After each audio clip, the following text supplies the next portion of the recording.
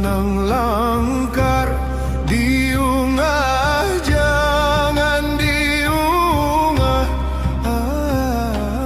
himunginya o sa